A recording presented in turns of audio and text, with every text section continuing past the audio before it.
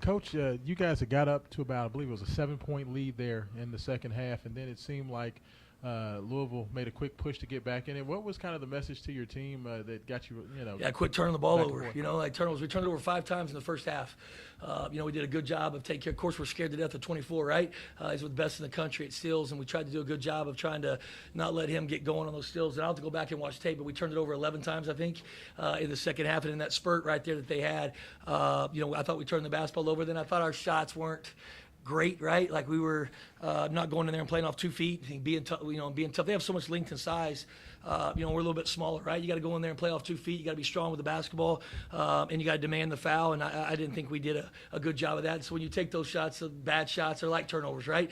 And here comes Louisville, right? And that's where credit Coach Kelsey, man. He's doing. You guys know, you've been around it, man. I don't know all the details, but he's doing a hell of a job. This team was playing fast, right? 2 weeks ago, 3 weeks ago. That's the way they want to play, and that's where they're really good. He's obviously trying to put this team together right now with all the injuries and things that they have, and he's doing a hell of a job of forming a different identity.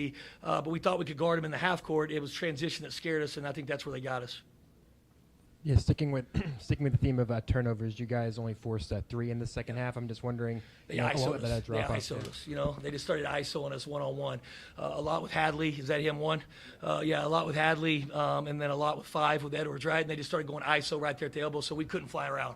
Does that make sense, right? Like they got us out of ball screens, they got us out of rotate. We wanted to be in rotations, right? We wanted to kind of fly around, and they just started getting ISO going one-on-one, so we weren't able to fly around. I still thought we had a couple opportunities, right? We got our hands on some balls, but we just couldn't get them. We turned them over early, and then I think their adjustment they made in the second half was just to do more ISO stuff. Coach, it's good to see no hole in the pants anymore. Oh, how about that, man? What are you doing here, man? It's good to see you, man. Good to see you, man. Obviously, coming out here to Louisville, the experience of playing in front of this fan base and the atmosphere that this was like, what was that like? Yeah, really cool, man. For a guy that loves basketball like myself, just a D2 player back in the day, man, to come in here and lead a team and to play Louisville, man, was really cool, right? It was an honor for me as a head coach, and I think it was an honor for our team, and I thought we competed, right? But we're not into moral victories right now. We got 9 guys back.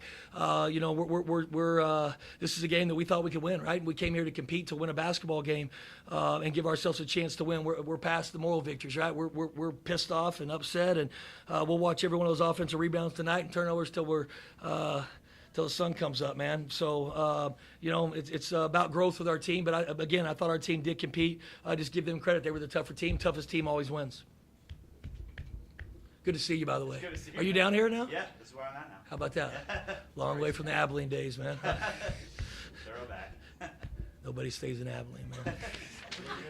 Appreciate you guys. See y'all. Yeah, thank y'all. Yeah.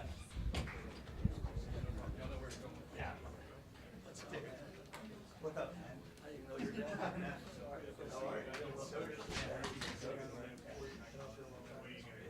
Yeah, I was just swing by.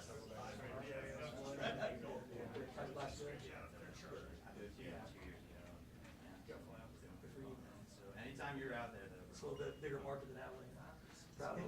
This room, Plus paying a little bit better. it's not the same size as what we had.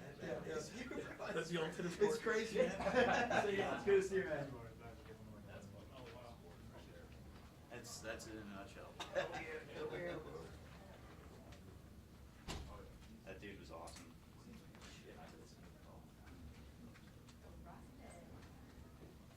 Nobody stays in Abilene. Might be my lead. Dude, so the quote that he used during his tournament was the holy chance. That's why I said it. So he doesn't the rest of them. So I was there for 3. He left as soon as I did too. He beat Texas. He beat him in the first round, and then that's why he got this job. So yeah, dude. He built something there, and then I hadn't seen him since he left, obviously. So I haven't really kept up with anybody at ASU. It's just how it goes. But dude, he was. I saw him every day for tiny. It was nuts, dude. Small market, bro. Yep. It's so funny.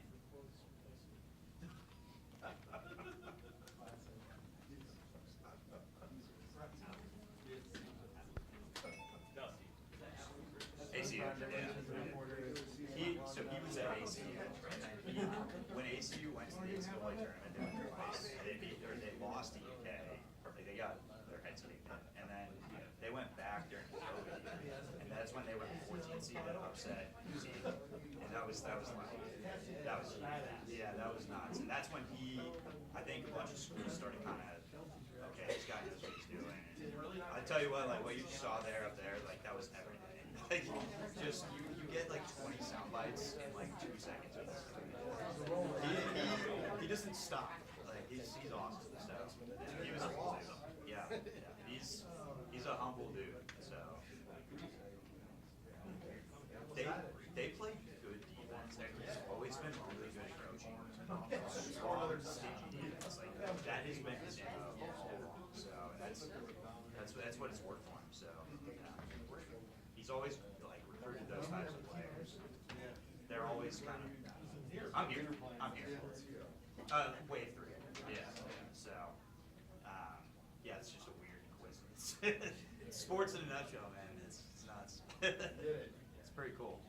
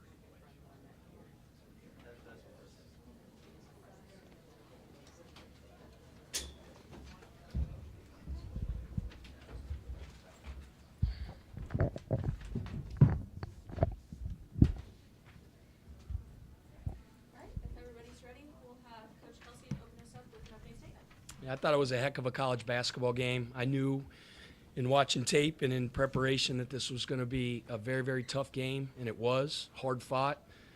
Ton of respect for them. They're number 1 in the country in creating turnovers. They play hard.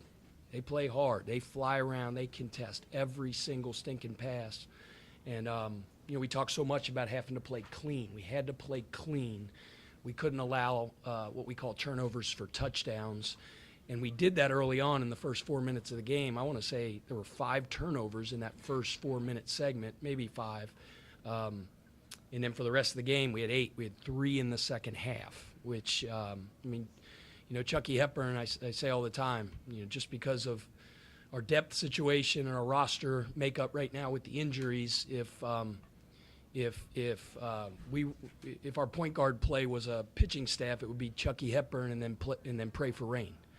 7 assists, 2 turnovers by him tonight.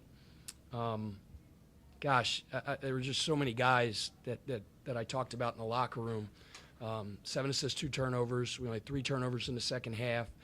I thought Javon Hadley was a beast for us tonight. Whatever he had, 13 and 12. Just an absolute warrior. I thought James Scott was an absolute warrior tonight. He had 11 and 11, 5 offensive rebounds. Just played really, really hard. I thought Terrence Edwards, and Kanai Roots gave us a great boost in the second half. Neither one of them played very well. in the second half, and they walked off the floor like somebody just shot their dog and, somebody just stole their lunch money at school. They responded, put a smile on their face, ran out in the second half, gave us phenomenal energy, big moments or big plays. Rain knocked those 2 big free throws down late in the game. So our guys just showed a lot of resolve, a lot of resiliency. Didn't shoot the ball to our standard, but the process has been great. The guys' process, the shooting, getting the reps up every day, keeping their head up, staying confident, and those results are going to start to show. As I told you guys, I believe so much in our guys in the back of the bubblegum card, but we didn't allow that to affect the rest of our game. I thought our rebounding was superb. We got 42% of our misses. Had a few breakdowns in the second half defensively, but overall there was just a grit and a tenacity. Our guys played hard, took care of the ball, didn't allow our lack of great shooting tonight affect all the other areas in our game. So, you could look at that and be like, well, Louisville beat UTEP by 3. No, like that. Our guys played well. Our guys played hard. Their guys played hard. Their guys played well. It was a really good game, and I'm proud of our guys for having the toughness to gut out a gutsy win there at the end. Questions for Coach? Could you speak to the sort of changes you all made at halftime to cut back on the turnovers? UTEP's coach in here was speaking about just how much you guys went to the isolation ball and just how much that was working for you all and taking them out of they're kind of trying to cause chaos. Yeah, I mean we have a bunch of set plays like every team in the country runs set plays, but we finally stopped trying to make passes. I mean we'd put little variations on our plays so that we could still run certain actions but not have to enter and things like that because they were just making it too hard. So did a little bit. That were some of the adjustments that we made and allowed the ball to kind of stay in Chucky's hands a lot. But obviously in transition everybody has the ball, but they make it hard. They contest every pass. They make it hard for you to get ball movement, and they dare you to play off the attack. But credit to them. They got a good scheme. They're well coached and they play really, really hard. Seeing that stretch when you took over the game and that built that 8-point lead, that you made a determination to attack the rim more and try and get more shots near the goal and get to the line a bunch? We always do that. That is always first and foremost in our offense. It's play downhill, play on the attack, get to the free throw line. We do that all the time. We did it in the first half, and they make it hard. Like you could put your head down and say you're going to the rim, but it seems like they have 14 guys out there and 6 of them are running and flooding at your penetration. So you have to do what the game tells you, and if the game tells you to spray that thing out, spray it out. And I thought we did that for the most part. And that's why I say the process. We're not going to change, and tell guys like, hey, you got an open look, don't shoot it. Step up there and knock that sucker down. If you miss it, don't blink an eye. Shoot the next one. But they kind of stayed attached more in the second half. Didn't jump ball screens as much and put 2 on the ball, so it allowed us to kind of get downhill and put foul pressure on them. Pat, how challenging is it emotionally or mentally to get a team ready when you had Duke on Sunday, this big marquee event, you got Kentucky on Saturday, another marquee kind of game, and UTEP plopped right here in the middle? How difficult is that just from an emotional standpoint? I mean, we get a bunch of free sneakers. I wear sweatsuits to work. My kids are healthy. My wife's hot. I got a pretty good life. We get to play college basketball. We get to play in the Yum Center. We get to get ready for Utah. My dad used to say it all the time. I would say to him, Dad, you got to go to work today? He said, son, I get to go to work today. Right? Heck yeah. Schedule's been a little bit difficult, and we had some adversity, but, this guy's been awesome. The process has been great. Results will take care of themselves, and just on to the next one. The most important game in the history of the program is the next one we play, and that's that one on Saturday. About 3 hours ago, it was this one right here. It's the deal. Coach, the team shot, I believe, right at 71% inside the arc tonight. When you see that type of efficiency inside the lane, especially with Fat going to the rim, Hadley as well, do you feel the need to have to try to create more of those easy looks considering how well they're shooting inside? Yeah, I mean, our 2-point percentage is one of the best in the country. But, like, it's the question I just answered. Like, it is always priority number one to get downhill, right? The highest percentage shot in the game is a free throw, so let's try to generate free throws first and foremost. Second highest percentage shot in the game is a shot at the rim. Let's try to get those. And then sometimes people's scheme are to stop you from getting to the rim, so you probably got to do what the game tells you and throw the ball to that guy, right? And then crash the glass like a you-know-what, and we did that. We had a bunch of crazed dogs, pursue, because those are loose balls. I told you guys before, my mom never said, good luck, hope you scored 20 tonight. It was like, you better dive on the loose ones. And, loose balls are on the floor and loose balls are up in the air. It's 50-50 balls. Not yours, not mine, it's somebody's. Go get it. And, we mentioned those guys that went and bit the ball in the air tonight and did a great job. We didn't shoot it as well, but, man, we were going to get in our misses. Yeah, Pat, you've talked about Javon before, and he put on a hell of a performance on the glass as a rebounder tonight for Javon. What makes him so good as a rebounder? Rebounding's grit, it's tenacity, it's toughness. It's just going and getting the ball. We're a good rebounding team. Yeah, that's it. It's heart, it's toughness, it's grit, it's hustle. That's what rebounding is. And when you're a good rebounder like Javon is, they try to block you out, and he still gets it. And then you put two guys on him. And the excuse is, you got two guys on him, you can't go get it. And if you can't get it, touch it. Maybe when you touch it, somebody else will get it.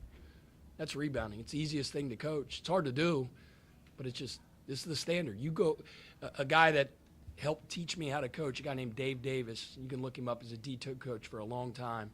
Led the country in scoring for a million years. He was on my staff at Winthrop and at College at Charleston.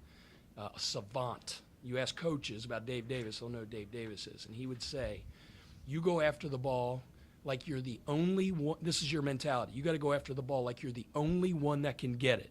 And if you don't get it, we're going to lose. That's the mentality. So it's go get it.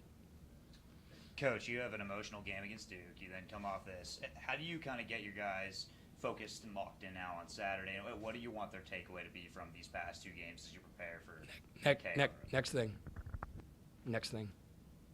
Next.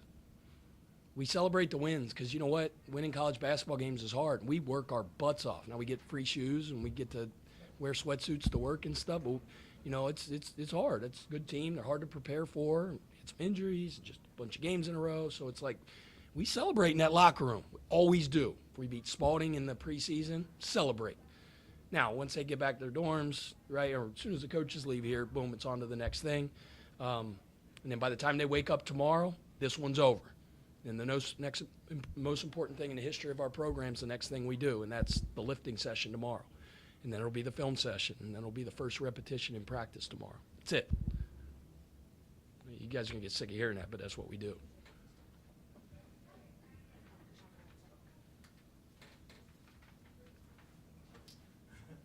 Coach, you went with, I guess, a bit of a smaller lineup throughout the last 10, 12 minutes. Noah didn't get any run that last. Was that just more of a defensive decision? It's just like game flow, right? During the course of the game, some guys are playing well, some guys aren't playing well, some guys in foul trouble, some guys matchup based. It's just kind of how the flow of the game went. And, at times when you get a feel as a coach down the stretch that certain lineups are working for you, you go with that. Noah will run into the practice gym tomorrow. He won't walk, he'll run in. And he'll have a phenomenal practice tomorrow. When his name's called to go in next, he'll run in there and play his butt off. Pat, in terms of Terrence's scoring ability over the past two games, do you notice any difference or any adjustments he's made to score a little bit more effectively, or is it just kind of shots are falling now as they weren't before? Yeah, Terrence is he's wired to score, man. He's just always been that way. He can flat put that ball in the bucket, and good scorers and good shooters. They're like closers in baseball, right? Like you gotta forget about the last one, and you you give up a walk-off home run the night before. Give me that stinking ball. I want to close the game tomorrow night. And that's how these guys are. Fat. He had a little stretch where he wasn't playing well, even in the first half today. But like I told you, his response was great. Gave us a big boost, made big buckets, and just gave us great energy. Yeah. You spoke on your radio show on Monday just about needing to have poise on offense. It seemed like that's what it came down to today for some of those possessions. Just going to that final one from James, getting the dunk, and thinking also of maybe like the rebound from Javon Hadley to kind of keep the clock going late. Just to see your guys come up with those really kind of poised moments there probably had to be great for you to see. Yeah. Yeah. I mean, Chucky made a great read on the little set play we ran. We talked about not giving it up as much, but we kind of in the huddle talked about as a staff, and we wanted to put the ball in James's hand, have a little off-ball screening action, and get it back to Chucky. And they double-teamed him. They sent two guys at him. James rolled to the rim. Rain lifted behind on the backside. Chucky made a phenomenal read through it, too. It was great. It was great execution. You mentioned that big offensive rebound late. Those are huge. Those are huge, huge, huge hustle plays that Javon made. Jimmy Naismith, we're on a nickname basis. Jimmy Naismith's rolling over in his grave right now because we didn't execute our foul up three late in the game. So it's funny, like our guys were in the huddle, and before I even said anything, they looked at me and they said what we call it, our strategy when we're fouling up three. Coach, we're on it, and then we don't foul.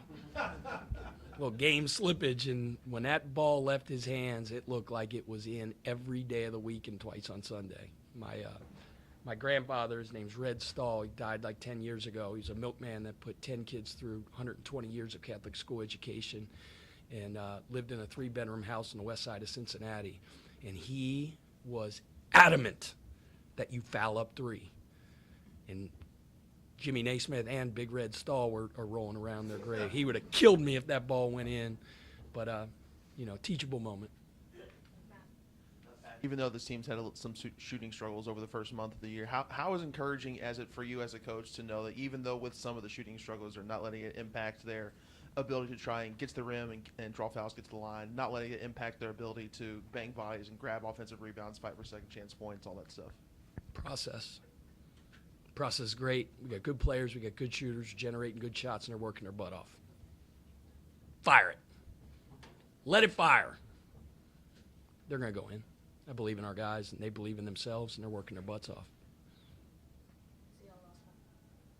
How much, if any, do you feel like the identity of this team has changed since the bench is kind of shortened because of the injuries? Yeah, I mean, it changes, obviously, because of the depth piece and guys kind of moving into new and expanded roles and things like that. So, yeah, I mean, it's been an interesting, whatever it is, week and a half as we're kind of like figuring some stuff out, and a little bit it's on the fly. And obviously, we get Kadir back here in a couple weeks, several weeks. I don't know what it is, but it shouldn't be too long.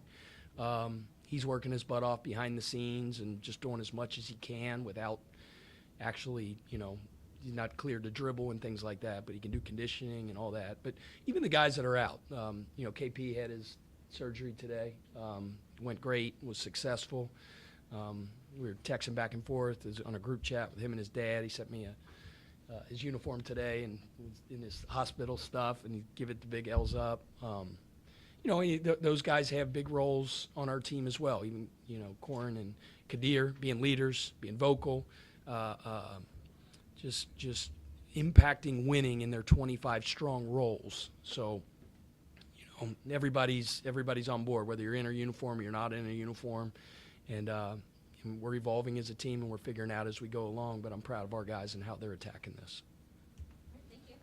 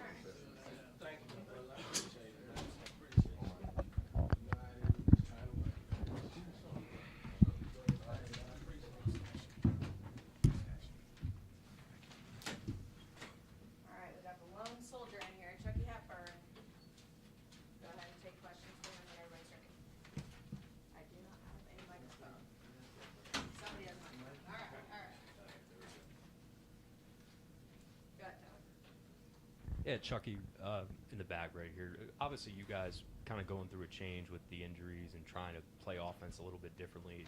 As the point guard, what kind of challenge has that been for you, and how do you think you guys are adjusting to different personnel and a different style? Past 2 games, I've been really proud of this team. We're finding ways to really dig deep, and obviously we're a new team. We're still trying to figure out how to play with each other, especially late down the stretch in games like this. So I was real proud of my team tonight. Credit to UTEP. They're a really good team. I think they could even be a March Madness team.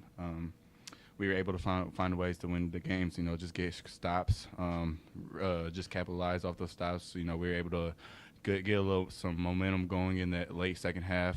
We just got to find ways to, keep the foot on the gas and keep it going even more. Chucky, how difficult is it as a player to to get up for a game that's sandwiched in between Duke and Kentucky? I mean, this is not disrespecting UTEP, but they're not Duke and Kentucky. Yeah, we just take it day by day.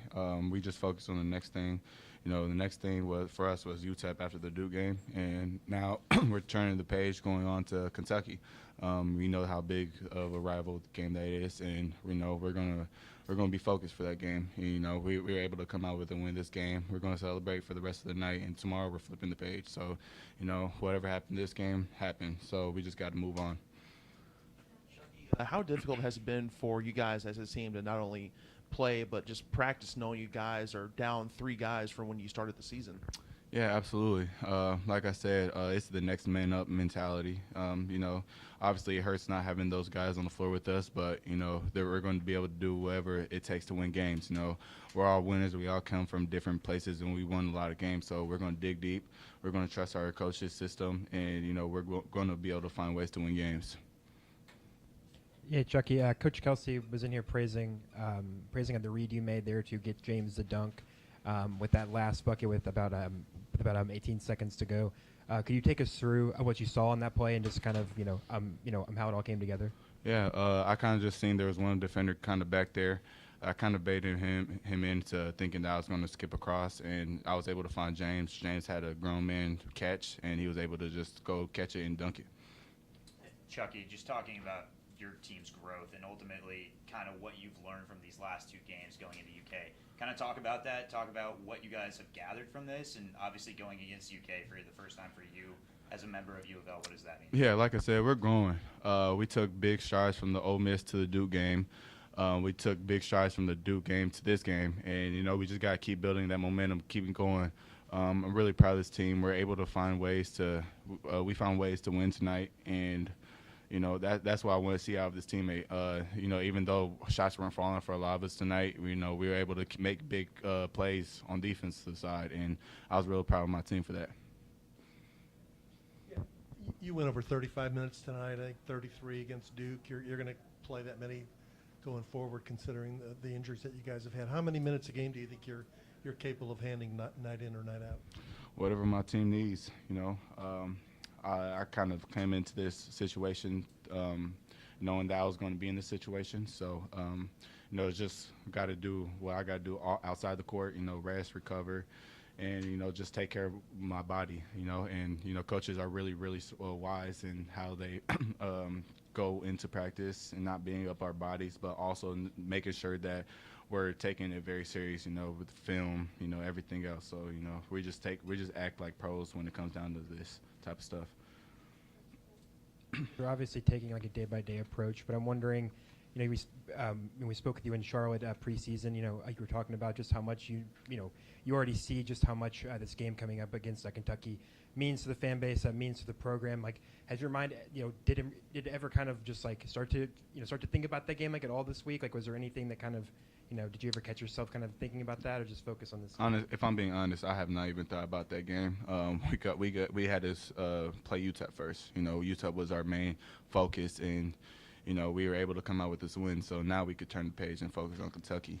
And obviously that's going to be a big game, big rival game for us. And me personally, I'm going to start watching film tonight because I really want this game. Yeah, Chucky, Javon had a double-double, and obviously he's not the biggest guy on the floor, tallest, but how would you describe his rebounding ability and what makes him a good rebounder for his size? Von's a dog. You know, he's my roommate when we travel on the road.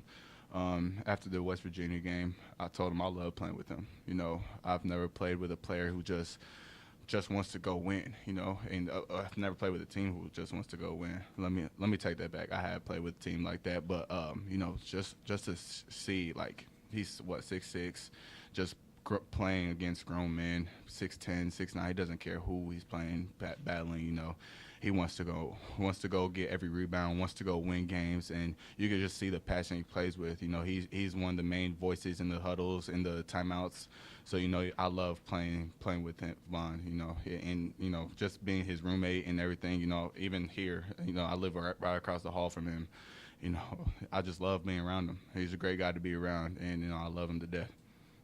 Chucky, something that we're hearing from the opposing coaches when they come here frequently is they talk about 24 and how difficult of a defender that you are. What fuels that part of your game to be a defender that's kind of a lockdown guy? Yeah, you know, I got to take it back to my high school coach. You know, in my freshman year, I wanted to see the floor, so I had to play defense.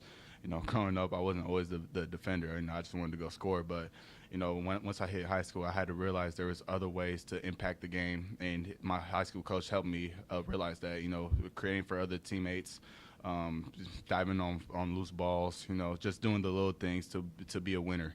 And, you know, I got to give credit to my high school coach for that. Chucky, Coach Kelsey was talking about how just gritty this team was and how you guys out-hustled UTEP tonight.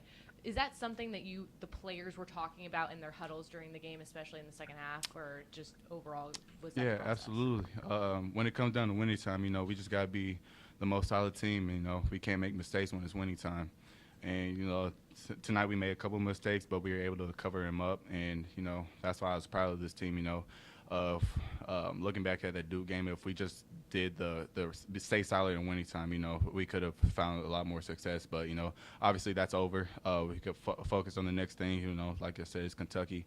So we just got to grow from it.